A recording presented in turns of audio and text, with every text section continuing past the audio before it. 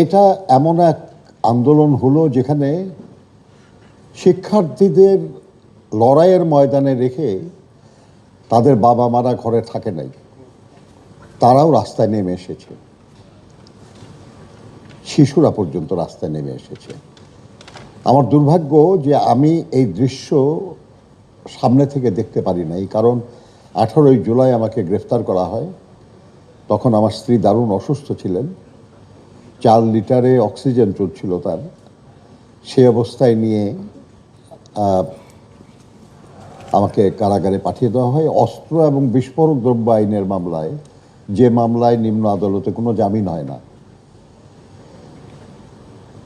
আল্লাহর মেহেরবানি যে এখানে যারা আছেন আমাদের ছাত্রছাত্রী ভাই বোনেরা, তারা সামনের কাতারে ছিলেন, দেশের সমগ্র জনগণ তাদের সাথে ছিলেন।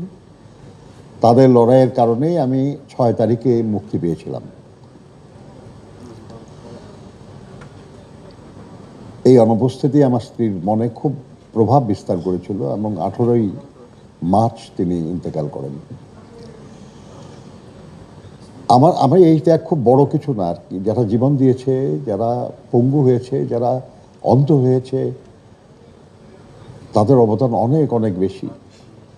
যারা গুম হয়েছে, যারা বিচার বহির্ভূত হত্যার শিকার হয়েছে, যারা লুণ্ঠিত হয়েছে, তাদের কষ্ট আরো অনেক অনেক বেশি।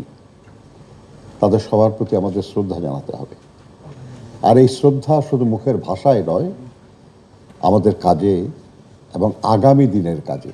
এক্সট্রিম মশার কয়েল প্ল্যান্ট ফাইবার দিয়ে তৈরি, ডেঙ্গু চিকুনগুনিয়া বাহি সহ যে কোনো মশার বিরুদ্ধে দেয় এক্সট্রিম সুরক্ষা। আমি অনেক সময় বলি, কে দেশের মানুষ আর কত লড়াই করবে, আর কত?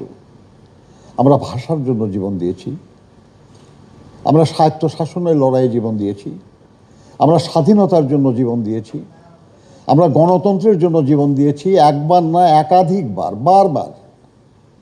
আর কত?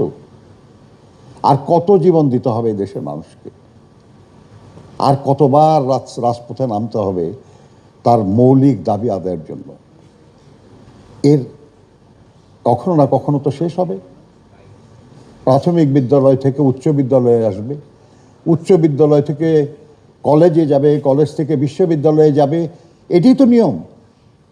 কিন্তু কি দুর্ভাগ্য দেশের মানুষের যে বারবার লড়াই করে আমরা বিজয়ী হই, আবার সেই বিজয় ছিনিয়ে নেওয়া হয়। আবার আমরা সেই স্কোয়ার নাম্বার 1, সেই সাপ লুডু খেলার মতো 97-এ যে 3-এ চলে আসা। বারবার হয়েছে এটা আমাদের জীবনে। কেন হয়েছে এটা অনুসন্ধান করতে গেলে আমরা দেখব যেটা আজকের বিষয়বস্তুর মধ্যে আছে। সেটা যারা আমরা পরিবর্তনের জন্য লড়াই করেছি, তারা সেই পরিবর্তনটাকে সুসংহত করার পরিবর্তে ওই পরিবর্তনের ফল নিজেরা ভোগ করতে চেয়েছি এবং ব্যর্থ হয়েছি।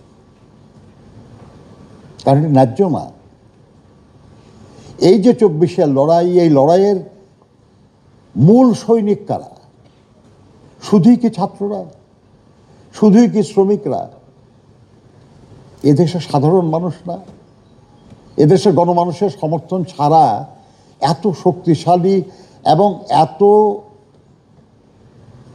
সমর্থন পুষ্ট এবং খুব আমাদের প্রতিবেশী সহ আরো বহু দেশের সমর্থন পুষ্ট একটা 15 বছর